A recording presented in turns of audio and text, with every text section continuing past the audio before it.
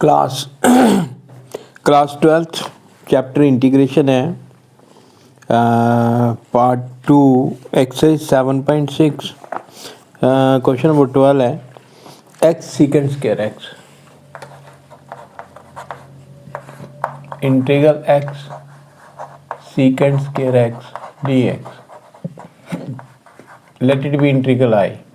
अब secant square x d x, इसे secant square x को सेकंड फंक्शन मानना है और एक्स को फर्स्ट फंक्शन मानना है। उसके बाद में हमने इंटीग्रेट करना है। First function integration of secant square x d x minus whole integral integration of secant square x d x and derivative of d by d x of first function. First function is x whole d x plus c constant.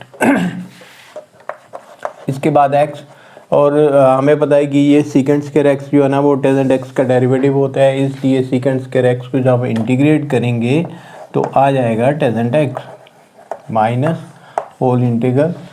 तो ये इसका integral tangent x और derivative of x 1 dx plus c constant, it is x tangent x minus integration of tangent x dx।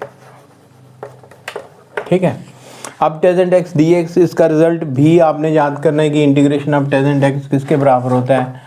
तो अगर याद नहीं है तो इसे ब्रेक करना है, sine x by cos x d x, फिर इस कास एक्स को टी पुट करना है, put cos x is equal to t. Cos x का डेरिवेटिव होता है minus sine x d x is equal to d t. So sine x d x is equal to minus times d t, then it changes into minus d t by t. ठीक है, और minus बाहर आ गया, it is log of t, तो t की value put करनी है, it is minus log of cos x. ठीक है, अगर कास को अंदर ले जाते हैं, cos x raise to power minus 1, तो ये बनेगा log of 1 upon cos x that change into log of secant x. ठीक है, तो इसके दो रिजल्ट हो गए, एक minus log of cos x, एक लॉग ऑफ सीकेंड एक्स। अब मर्जी अपनी होती है जो लिखना हो। तो x टेजेंट x, अच्छा अगर हम minus log of cos x लिखती है तो माइनस माइनस ये प्लस में चेंज होगा और इसका integral log of cos of x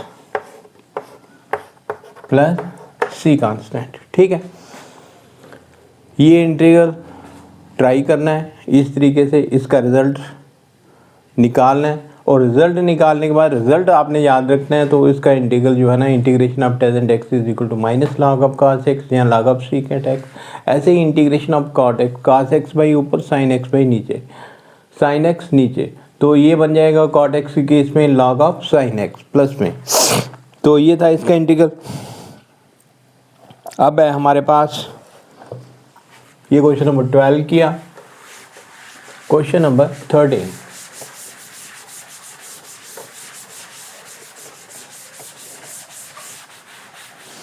question number 13 है, खाली टेजेंट इनवर्स एक्स, इसे इंटीग्रेट करना है, tangent inverse x d x. ठीक, तो टेजेंट इनवर्स एक्स 1 साथ में जोड़ना है, टेजेंट इनवर्स एक्स को फर्स्ट फंक्शन, 1 को सेकंड फंक्शन, उसके बाद इंटीग्रेट करना है। Tangent inverse x first function integration of 1 d x minus whole integral integration of 1 d x and dy by dx of tangent inverse x dx plus c constant। tangent inverse x 1 dx का integral x minus 1 dx का integral x और tangent inverse x का derivative 1 upon 1 plus x square dx। ठीक है, अब इसे अगर हम t पुट करते हैं तो ये ऊपर हमारे पास ये चेंज हो जाता है dt बाई 2 में, तो पुट करें 1 plus x square is equal to T.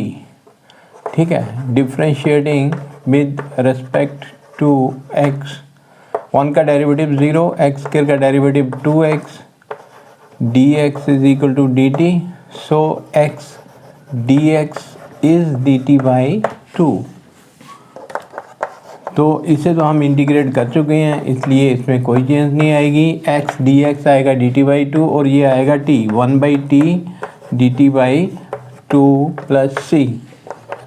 So it is tangent inverse x into x.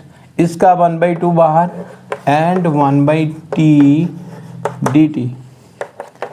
Tangent inverse x into x minus 1/2.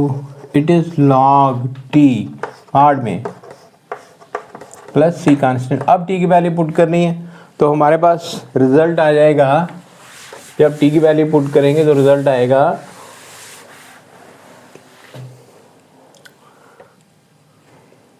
Tangent inverse x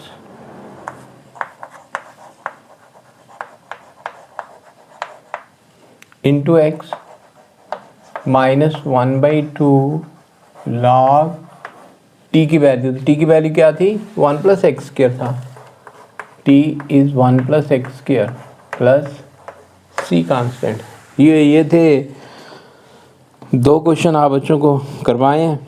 ठीक है. अब खाली टेंजेंट इनवर्स x है तो x into tangent inverse x ये भी आ सकता है आपको. x² टेंजेंट इनवर्स x ये भी आ सकता है. ठीक है. तो इस टाइप के जितने भी क्वेश्चन आपको आए तो करने इसी तरीके से हैं. टेंजेंट इनवर्स x को इसे फर्स्ट मान के इसे सेकंड मान के आगे इसको इंटीग्रेट करना और थोड़ा बहुत सिंप्लीफिकेशन हो गई और लास्ट में रिजल्ट तक पहुंच जाएंगे हम. तो ये थे 2 क्वेश्चन मैंने करवाए हैं. तो उम्मीद करता हूँ कि आप बच्चों की समझ में आए होंगे. तो जो बच्चे वीडियो देखेंगे इसे लाइक और आगे सब्सक्राइब भी करना. Thank you.